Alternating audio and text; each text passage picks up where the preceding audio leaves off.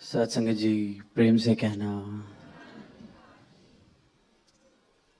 आज बर्मिंघम भवन पर ये मुक्ति पर समागम का सबको हिस्सा बनने का अवसर मिला है। और जैसे हम श्रवण करते आ रहे हैं संतों के द्वारा कि क्या महत्व है इस दिन का, क्यों मुक्ति पर्व इसे कहा जाता है इस दिन को, और कैसे आज के दिन जैसे कि हमने सुना शहंशाह जी, जगत माता जी, राज माता जी, सतगुरु माता सविंदर जी के परोपकारों का, शिक्षाओं का, बलिदानों का जिक्र किया जाता है। और कुछ ही वर्ष पहले सतगुरु माता सुदीक्षा जी ने फरमाया कि ये मुक्ति पर्व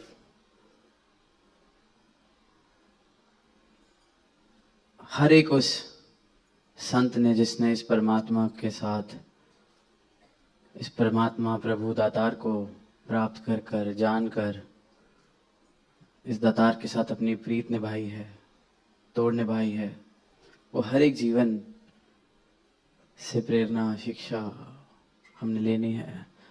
और ये सतगुरु का उपकार, ये सतगुरु की आंख जिसकी बात की जाती है, समदृष्टि वाली आंख, हर एक संत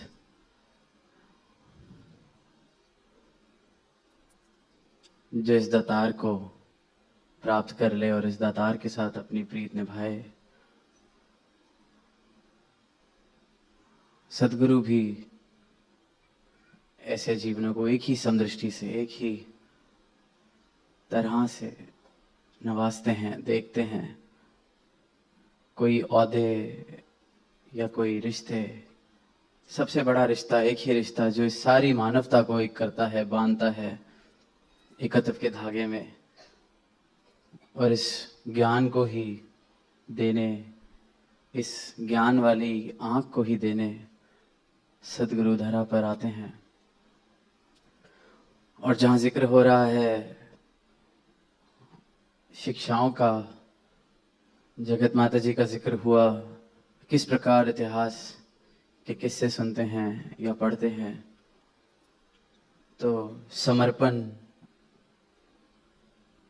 और सादगी की अनेक मिसालें उनके जीवन से हम सब ने देखी, सुनी।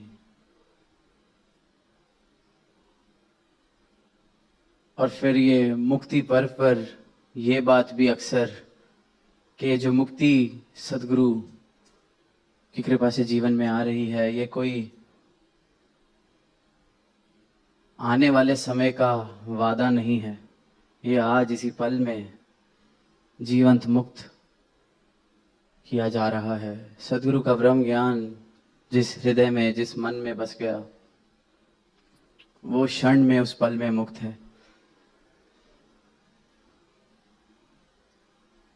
ज्ञान गुरु दा इंसाना नू रब दा घर दिखलांदा है, ज्ञान गुरु दा इंसाना नू मुक्ति मार्ग पांदा है, शहंशाह जी ने अवतार वाणी में अंकित किया।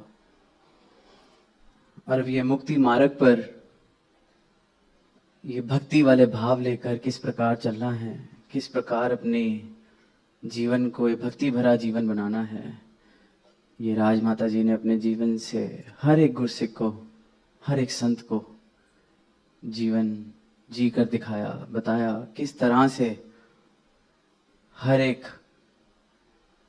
रिश्ते से ऊपर उठकर सिर्फ गुरु के साथ एक भक्त वाला रिश्ता किस प्रकार निभाया जाए। और वहीं फिर सदगुरु माता जी ने जो एक अनेकों शिक्षाओं में से एक जो शिक्षा सदगुरु रूप में रहकर हमें दी कि इश्क हकीकी का एक ही असूल है, तू कबूल है तो तेरा सब किया कबूल है, तेरा किया सब कबूल है। एक्सेप्टेंस, ग्रैटिट्यूड,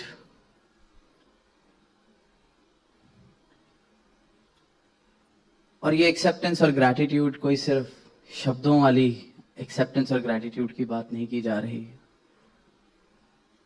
ये शुक्राने वाले शब्दों की बात नहीं की जा रही। शब्द तो बोलने बहुत आसान है, सारी दुनिया बोल रही है, पर शब्द के पीछे के भाव क्या हैं? भाव सिर्फ ये कि इतने वर्षों से इस दर पर जुड़े हैं, अब कोई क्या सोचेगा अगर शुक्राने वाले शब्द नहीं निकले तो, या फिर ये कि अब क्या ही कर सकते हैं, मजबूरी है, शुक्राना ही कर लेते हैं। और फिर एक ये ब्रह्म ज्ञानी के शब्द बनते हैं जिसके भाव ये हो जाते हैं कि तेरा भाणा मीठा लागे, कि सच्चे पातशाह तेरा किया सब कबूल है, मुझे ताकत बख्शो, शक्ति बख्शो कि आपके भाणे को मान सके, मीठा मान सके। ये भाव, समर्पण वाले भावों से ये ब्रह्म ज्ञानियों वाली अवस्था जो सदगुरु देते हैं, और ये वो मुक्ति वाली अवस्था जो कारण नहीं ढूंढ रही है शिकवा करने के। सब कुछ होने के बावजूद भी देखा जाता है कि कारण ढूंढे जाते हैं, कमी निकाल दी जाए। खुश रहने के लिए अनेकों कारण हो मेरे पास, पर फिर भी जिस प्रकार हमारी जीभ कहीं कुछ दांत में फंस जाए या किसी दांत में कहीं गैप आ जाए, सिर्फ वहीं जाती है। मन का भी यही काम है, और जो अपनी गाड़ी इस मन के भरोसे चला रहा है उसने भी सिर्फ कमियों पे और इन कारणों पे जिन्होंने सुख की अवस्था से, खुशी की अवस्था से मुझे दूर लेके जाना है। तो निरंतर बात की जा रही है मुक्ति की, पर मुक्त होना किससे है?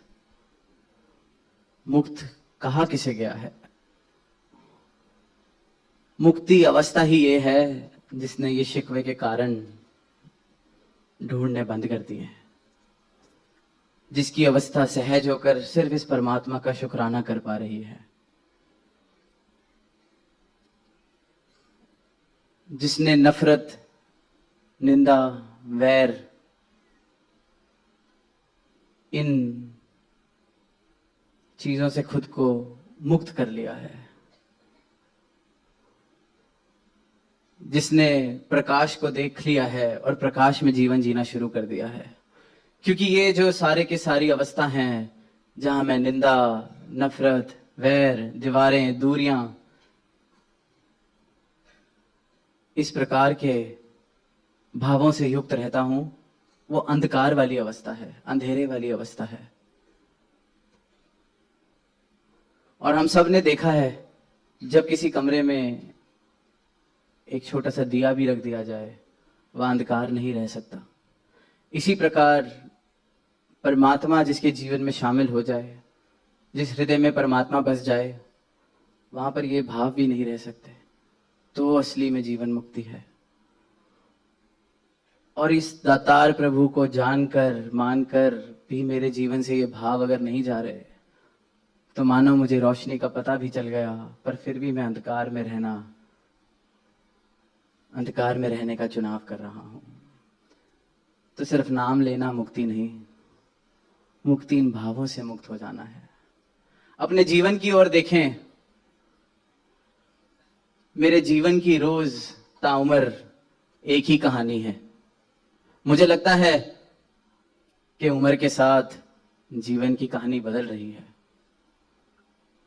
उम्र वही बढ़ रही है, वर्ष बढ़ रहे हैं, पर जीवन मेरा वही का वही। मांगे, प्राप्तियां, प्रतिस्पर्धा, कंपटीशन, ईर्ष्या। जब स्टूडेंट था, the best grades were my object of desire. थोड़ा सा बड़ा हुआ, the best university became my object of desire, which drove my life. And probably after a few years, the best possible life partner became my object of desire, which drove me towards it. Then probably the best home, the best job, the best things for my kids? Do I ever realize that I've been living the same life over and over years and years again? Nothing is changing. It's just the object that I'm running after that changes. I'm constantly in a race, though the racetrack changes, but I'm constantly running.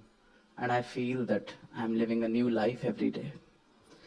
हर रोज मैं सोच रहा हूं कि मेरा जीवन बढ़ रहा है, इवॉल्व हो रहा है, पर हर एक दिन की सेम कहानी, वही कहानी. Every day is like yesterday for me. बस कारण बदल जाता है, दौड़ का मैदान बदल जाता है, पर दौड़ते दौड़ते ही जीवन बीत रहे हैं. किस लिए क्या पता, नहीं पता. बस दौड़ रहे हैं, चाहते हैं, महत्वाकांक्षाएं हैं, वो सब मुबारक हैं, पर जब सच शामिल हो जाता है जीवन में तो इस दौड़ से मुक्ति प्राप्त हो जाती है. इसे मुक्ति कहा गया है. स्वर्ग की कोई ऐसी कामनाएं, स्वर्ग के लिए कोई ऐसे कर्मकांड तप त्याग, मुक्ति के लिए ऐसे कोई कर्मकांड तप त्याग नहीं बताए गए. स्वर्ग इसी पल जिसको मिल जाता है वो मुक्त है, और ये मुक्ति सदगुरु बख्शते हैं अपने हर एक संत को. एक कहानी दास को याद आ रही है कि ऐसे ही किसी गांव में, किसी शहर में अक्सर देखते हैं बहुत धार्मिक जिधर भाव होते हैं तो सबकी चाहत है कि हमें स्वर्ग प्राप्त हो, जन्नत प्राप्त हो, हम ऐसा जीवन जिए. परमात्मा हमसे इतना खुश हो कि हमें नरक में ना भेजे, हमें स्वर्ग में भेजा जाए, मुक्त हो जाएं. मुक्ति की डेफिनेशन, मुक्ति की परिभाषा यही है कि मुक्त होके स्वर्ग में चले गए. अब वहां ऐसी धार्मिक, ऐसे नेक भावों वाले गांव में एक इंसान आता है, एक वादा लेके. वादा है मुक्ति की गारंटी, जन्नत की गारंटी. और करना क्या है, वो कहता है मेरे पास एक टिकट है, ये टिकट खरीद लीजिए, मुक्ति गारंटी, मुक्ति मिलेगी ही मिलेगी. सौदा बड़ा अच्छा लगता है सबको. अब टिकट खरीदनी शुरू होती है, सब खरीद रहे हैं टिकट.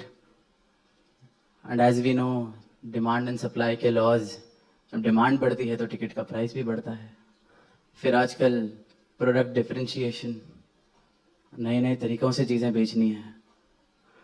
अब उसी टिकट पर gold class, platinum class, diamond class, कि डायमंड जो लेगा इसको लाइन में भी नहीं खड़ा होना पड़ेगा, सीधा यहाँ यात्रा खत्म और वहां आपको सीधा अपना जन्नत में कमरा दिया जाएगा. कमाल कमाल के ऑफर्स. और लगभग अब पूरा गांव टिकट खरीद चुका है, gold class, silver class, platinum class. अब जाहिर सी बात है, जो ऐसी टिकटें बेच रहा हो, धन दौलत की कमी फिर उसके पास नहीं रहती. दूर दूर के गांव से, दूर दूर के शहरों से फ्रेंचाइजी के ऑप्शंस आने शुरू हो गए. सब कुछ, सारा गांव ही मुक्त, सारा शहर ही मुक्त. कमाल हो गया, परमात्मा ने हमारी सुन ली, सबको मुक्त कर दिया, सबको जन्नत प्राप्त होने वाली है.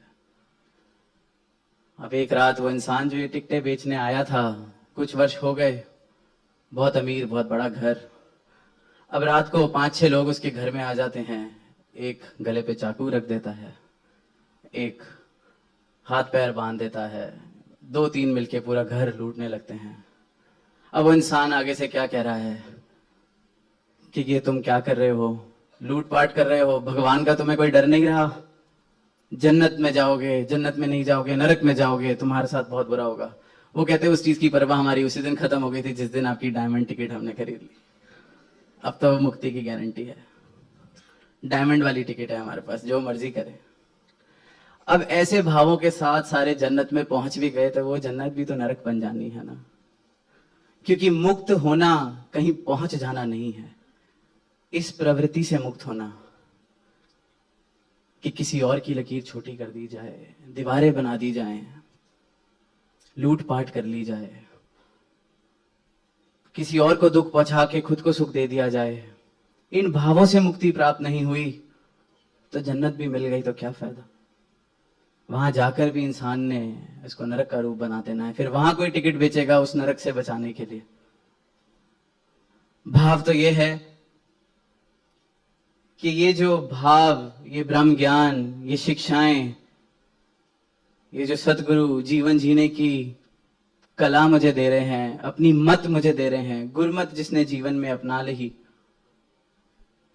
वो जीवंत मुक्त होता है। उसके फिर भाव इस प्रकार के बन जाते हैं कि वो जहां जाए वहां अपने साथ इस स्वर्ग का नक्शा लेके चलता है। फिर वो वैर, ईर्ष्या, नफरत, दूरियों वाले भावों से मुक्त हो जाता है। इन भावों से जो जीवन मुक्त हो रहा है वो वाकई मुक्त कहलाया जा सकता है। शिकवों के भावों से जो मुक्त हो रहा है वही शुक्राना कर सकता है, वही मुक्त कहलाया जा सकता है कि अब मैं इस भाव से ऊपर उठ चुका हूं। कुछ ऐसा नहीं कि जीवन में एक या दो बातें मेरे हिसाब से नहीं हुई तो अब बस जीवन जीने लायक ही नहीं बचा, मैं अपना जीवन नरक कर लूं। क्योंकि वो जो अभी भाव सुन रहे थे कि सत्य क्या है और मिथ्या क्या है, उसको समझ आ गया कि सपने में जो चीजें घट रही हैं उसकी वजह से अपना जीवन क्यों खराब किया जाए। रात को सपना हमारी मर्जी का नहीं आता, क्या सुबह हम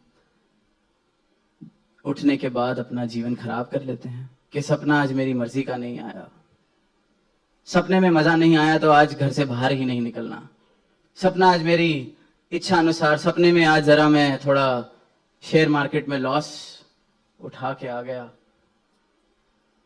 तो आज अब घर से बाहर नहीं निकलेंगे, आज खाना नहीं खाएंगे क्योंकि सुबह नुकसान हो गया। या फिर सपने में मैंने 10 गाड़ियां खरीद ली पर उठने के बाद रिक्शा के भी पैसे मेरे पास नहीं है तो जाना तो पैदल ही पड़ना है। 10 गाड़ियां जो सपने में आई थी किसी काम नहीं आनी। इसी प्रकार इनका ब्रह्म ज्ञान ये बताता है कि वो आंख खोल के या आंख बंद करके जो सपना देखा गया और ये कुछ वर्ष का जो सपना है जो तू आंखें खोल के देख रहा है ये भी सपना है। जिसको इन भावों की प्राप्ति हो जाए, ये ज्ञान जिसके जीवन में आ जाए और इस एहसास के साथ जो जीवन शुरू कर ले कि सपने में कोई बात ऊपर नीचे हो भी गई तो परेशानी किस बात की है, जिसके जीवन में मिथ्य और सत्य की पहचान हो जाए, मिथ्या को अलग करके जो सत्य के साथ जीवन शुरू कर दे जीना, नश्वर को पहचान कर अलग कर ले अपने जीवन से और सिर्फ शाश्वत के आधार पर अपना जीवन जिए, वो मुक्त है। और ये मुक्ति सदगुरु हर एक इंसान को, हर एक मानव को देने आए हैं, उसकी झोली में डालने आए हैं। और ये प्राप्ति, ये मुक्ति जीवन के हर एक श्वास में, हर एक श्वास में मुक्त होकर जी जा सकती है। श्वास श्वास सिमरो गोविंद, हर श्वास में जो मुक्त है वही मुक्त है। और अगर इन भावों से, ऐसी वाली नादानियों से, ऐसी प्रवृत्ति से, नफरतों वाली, वैर वाली प्रवृत्तियों से अगर मैं मुक्त नहीं हुआ तो जितनी मैं बातें कर लूं, जितना मैं जप तप त्याग कर लूं, जितने मैं वेद शास्त्र पढ़ लूं, मैं मुक्ति को प्राप्त अभी नहीं किया हूं। मेरा जीवन अभी भी अंधकार में जिया जा रहा है क्योंकि ये भाव अंधकार वाले हैं और जिधर रोशनी आ गई वहां अंधकार नहीं टिक सकता। ये आम सा गणित है, आम सा नियम है इस जीवन का। छोटा सा दिया भी किसी कमरे में आ जाए जहां पे 100 साल का अंधेरा भी बसा हो, वहां भी रोशनी होनी लाजमी है। तो वाकई इस चानन के साथ जुड़कर अपना जीवन चानन कर सकें ताकि इन अंधकार वाले भावों से मुक्ति प्राप्त हो सके। प्रेम से कहना धन्यवाद।